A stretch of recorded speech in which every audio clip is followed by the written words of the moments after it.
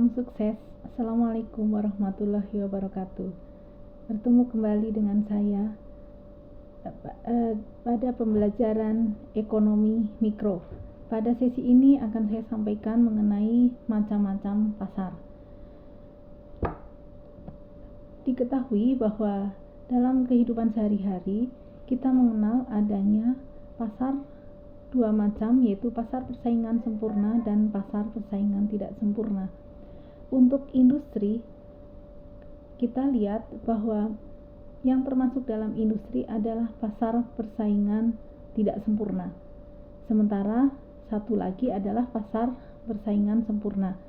Pasar persaingan sempurna ini bisa dikatakan sebagai bentuk pasar ekstrim yang termasuk pasar ideal, tapi susah sekali untuk diwujudkan dalam kehidupan sehari-hari.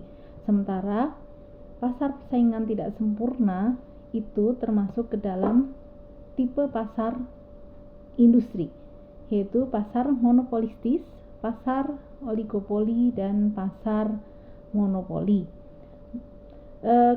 Akan saya sampaikan terlebih dahulu karakteristik dari pasar persaingan sempurna.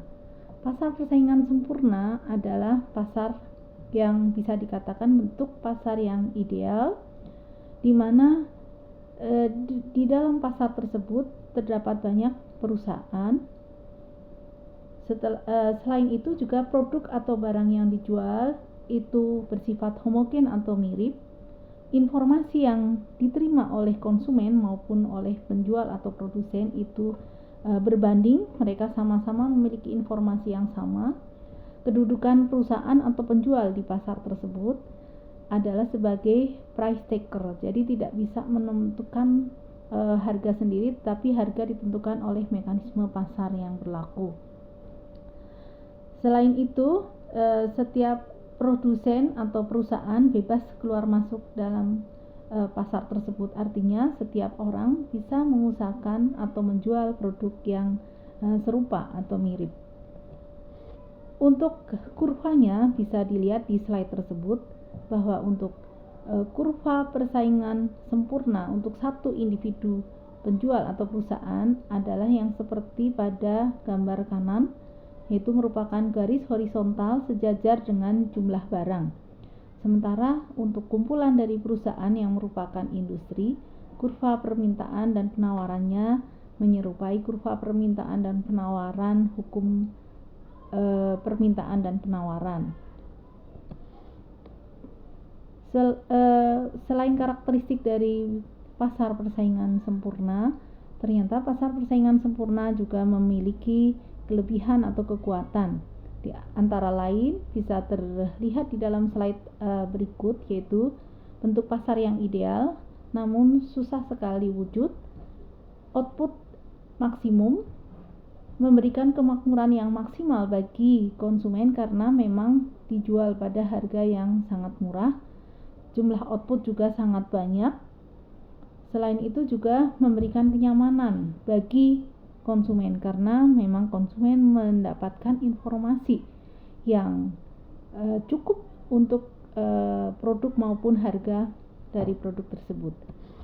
Akan tetapi pasar persaingan sempurna memiliki beberapa kelemahan, yaitu diasumsikan bahwa bentuk pasar ini adalah bentuk pasar yang mustahil wujud karena tadi beberapa hal yang ada di karakteristiknya.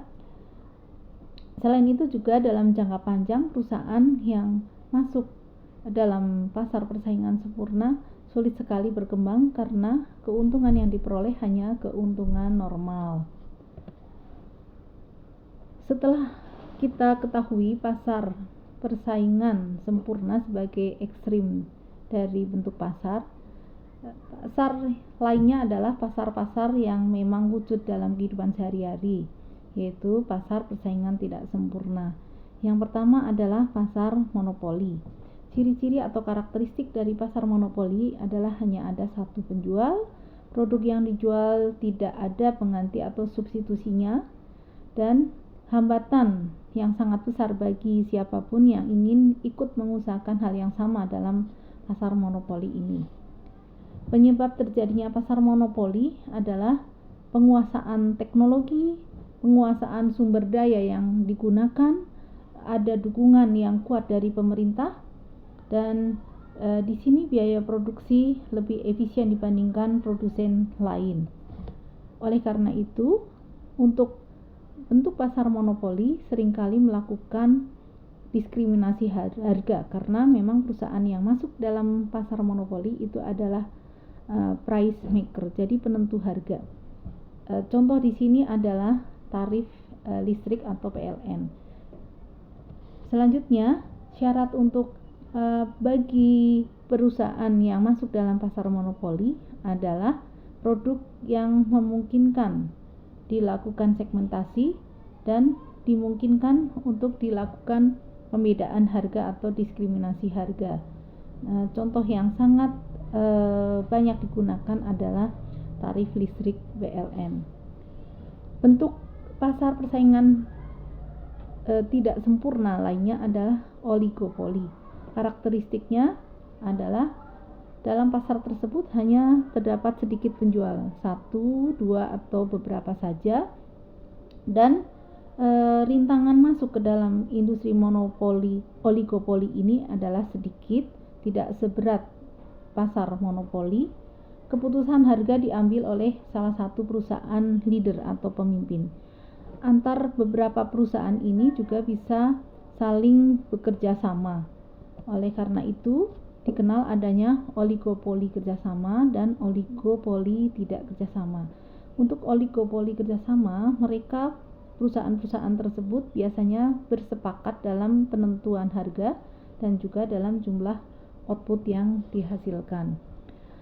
Satu lagi bentuk pasar persaingan tidak sempurna adalah pasar monopolistik. Pasar monopolistik di sini adalah pasar di mana terdapat banyak produsen, produk beraneka ragam, dan dalam hal ini untuk membedakan satu perusahaan dengan perusahaan lain, maka peran iklan ini sangat penting dalam pasar monopolistik. Kebanyakan pasar monopolistik ini menjual barang-barang produk sehari-hari. Demikianlah karakteristik dari pasar persaingan sempurna dan pasar persaingan tidak sempurna yang terdiri dari pasar monopolistik, pasar oligopoli, dan pasar monopoli. Untuk pemahaman lebih lanjut, Anda diminta untuk mengerjakan kuis 1 dan kuis 2 masing-masing 15 menit. Setelah kuis 1 akan saya sampaikan jawaban kuis 1, dan selanjutnya saya juga akan menyampaikan jawaban kuis 2 pada video ketiga. Selamat mengerjakan kuis-kuis tersebut. Assalamualaikum warahmatullahi wabarakatuh.